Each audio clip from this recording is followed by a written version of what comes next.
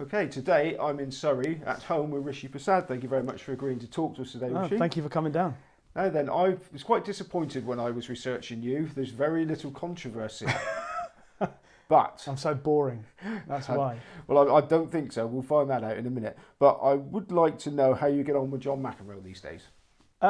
We get on fine. There was a brief moment a couple of summers ago when I guess I did look sort of sideways at him.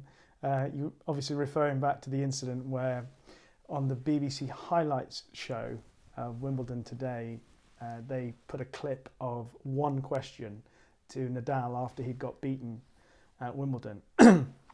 And unfortunately, the only clip that they used from my entire interview was just the one question where I asked if he was coming back next year. The reason why, because in the press conference prior to that, he was asked about coming back next year and he wasn't certain because he's obviously suffered a lot of injuries. At the time, health was an issue for him. Anyway, the BBC obviously clipped it up, and because they only limited amount of time, so they clipped up a short section, put that one question, his answer, when he sort of went, I don't know, I'm not sure. And then they cut to Claire with McEnroe and her panel, and McEnroe said, this guy's, who's that idiot that they sent down to do that interview? So obviously social media, as it does today, picked up on it, and it seemed as if McEnroe was criticising me, but it was a genuine mistake. Obviously the BBC didn't intend to just put one question in, but time meant that they had to, and McEnroe didn't know that I'd actually asked him 3 or 4 questions before I did that. So he and I spoke afterwards, and the air was cleared, and we're fine.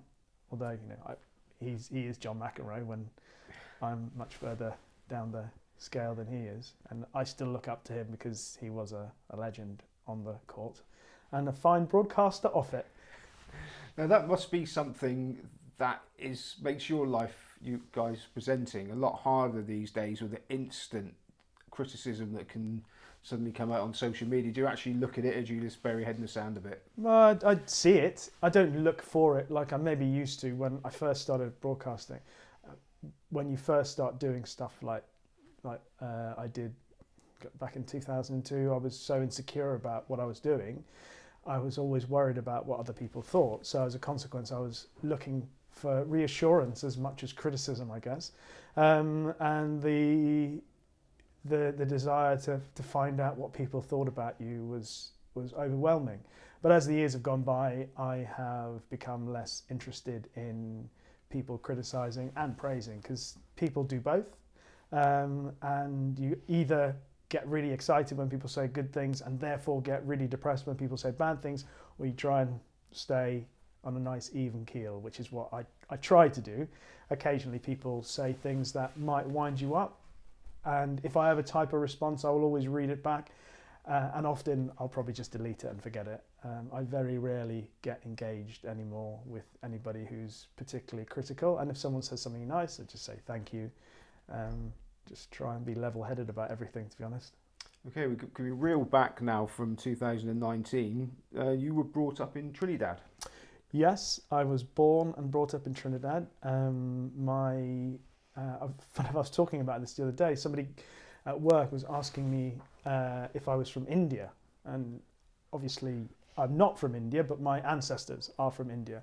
My great-grandfather was an indentured labourer who was taken from India to the Caribbean to work on the cane fields. And then my grandfather sort of took another step up. My father became a lawyer, and he had a huge passion for horse racing and cricket.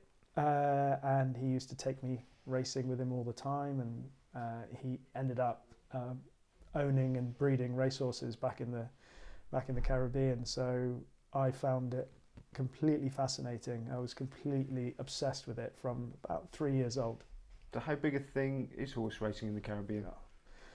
Growing up in Trinidad with horse racing, it was all encompassing. It literally was all I thought about when I went to school. My books were my school books, my textbooks, they were doodled with horses all over the place. I mean, I used to get told off at school for not concentrating on work because all I was interested in was horses and the racing aspect of it. They would only race once a week in Trinidad on a Saturday. Occasionally, depending on the season, Christmas time, New Year, they'll race maybe twice that week. And so everything that I did, I sort of geared up for a Saturday racing. You know, even from when I was 5, 6 years old. My dad and I used to record the horse racing. They used to show the highlights on a Sunday, racing Saturday, show the highlights on Sunday. I'd record it, and then through the week, I'd watch it and then ask my dad to come and watch it with me so I could show him something that I'd seen, and then he'd engage with me. And because of that, you know, he and I were quite close growing up because of that interest that we both shared. And so because I had adults who also helped me to develop my passion for it, then it was only going to get bigger and stronger. And that was Santa Rosa was the park. So Santa Rosa is now the only racecourse in Trinidad. But in the old days, when I was growing up, there were 3 racecourses. Right. There was Union Park, which was in San Fernando in Trinidad. There was Santa Rosa, which was Arima, which is quite close to the airport in Trinidad. But the main one was the Queen's Park, Savanna, which was in the capital, Port of Spain. And they used to call it the Big Yard. And it was superb. I mean, growing up as a child, it was walking distance from where we lived in Trinidad. And Christmas time, New Year, the crowds were great. We used to be able to go and stand close up to the horses and trainers and jockeys because you have to be 12 years old, or you had to be 12 to get into the stands. You weren't allowed into the stands at that age, so you have to be on the grounds. Occasionally, when my mum wasn't around, my dad used to sneak me into the stands. I used to be in an oversized suit, so he'd smuggle me in. But most of the time on the grounds. And obviously, like a lot of other people who grew up in racing and are now obsessed with it, my dad obviously encouraged the odd gamble here and there. And so away we went, you know. I was allowed to have a few dollars bet every now and then. And so unfortunately, the die was cast at a very early age, Simon. Did they have racecourse bookies there? Yes, you had to. So you either bet with a tote, or you wrote a bet down on a slip of paper and handed it to a runner who would take it to the racecourse bookie, which wasn't exactly legal back in the early 80s. Obviously, I wasn't doing those ones, the written bets. But a lot of people were writing bets down and passing it on. But yeah, racecourse bookies of a different kind. Yeah. So were you and your dad successful at beating whatever bookies it was you bet with? Not. My dad often would occasionally have a big success, but very often he would be annoyed that something went wrong. But he used to get involved in a lot of because he owned a lot of horses, and he used to get involved in a few gambles. There was a lovely horse he had called the Godfather, who was a decent racer. So in Trinidad they raced from A class all the way down to G, and each category had 1, 2, 3. So A1, 2, 3, then B1, and all the way down to G3 was the lowest class. And this horse, the Godfather, was basically a DE class horse. But obviously, as things go, they allowed him to slide down the ratings till he was G3 class. And my dad part-owned him with my uncle, who was an airline pilot. And obviously in those days, no mobile phones, etc. So they were plotting for one day that they were going to have it right off on the Godfather. And the trainer kept saying to them that this horse, he could win tomorrow because he's running in the terrible class. He'll win. He's a massive prize. So he said to my dad, what should we do? So my dad is actually like, well, I can't get hold of my uncle because he's in Canada and the flight's been cancelled because of snow. He's supposed to be in this hotel, but I can't get hold of him. And anyway, the horse, I don't know what to do. So the trainer says that, well, we're going to run him. And if he wins, great. If he doesn't, he doesn't. Anyway, he won, and he won at something like 76-1 on the local tote. And my dad had a small bet on him. The trainer had a bet on him.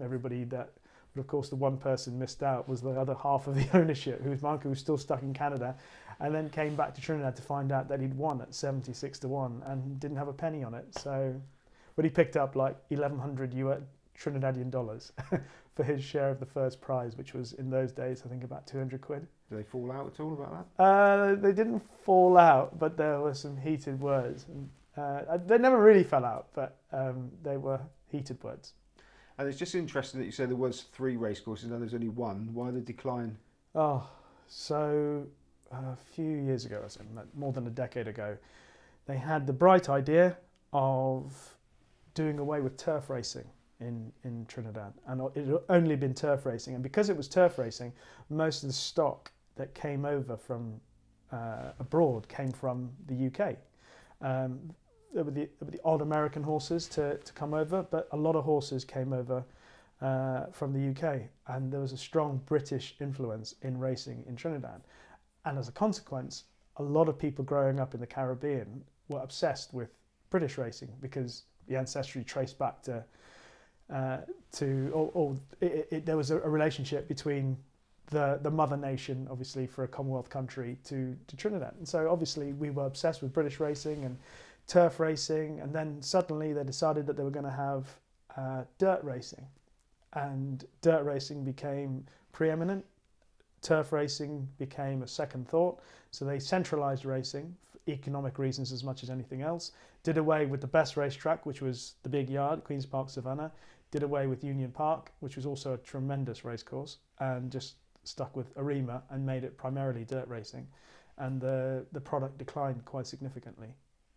Okay, now you pointed out to me earlier before we started this that you didn't actually want to become a jockey, which I read somewhere, but you did want to become a cricketer. I did. I wanted to bat at number 3 for the West Indies. I grew up obviously in the great times of the West Indies dominating world cricket from the late 70s through to the early 90s. And the idea of walking out of the Queen's Park Oval at number 3 for the West Indies was what I thought I would, but I soon found out early on that was not going to happen. If the only way I'd be walking out would be to carry drinks for someone, definitely not good enough to play any type of decent cricket. So unfortunately I never cut the mustard, but I loved it. I loved playing cricket, I loved watching it, I still love it now. I'm still obsessed with the West Indies and kind of basking in the glow of a victory over England in the Caribbean at the Kensington Oval. Now, it sounds to anybody watching this that Trinidad was a bit of a paradise. So how did you end up gravitating to England? Again, my parents felt that my schooling in Trinidad was never going to help me in later life. So they thought that sending me to school in England would do that. And it's a very Indian thing, which is each generation should progress beyond the previous one, should try and do better, which is, my dad, great-grandfather was a cane cutter. My grandfather did that for a spell, sold insurance and life insurance, and then my dad became a lawyer. So the idea was I was supposed to do better than that. I'm not entirely certain that has happened, but that was the reason why they sent me to school in the UK. And as a consequence, once I came here at the age of 12, I felt like I came home to where horse racing belongs. So I kind of had that attachment. And racing actually helped, because I went to boarding school as well. And coming from Trinidad to go to boarding school was quite a big thing. But I managed to use horse racing to overcome the challenge of being at boarding school and being scared about being away from home and being scared of big English kids. But racing helped me get through that.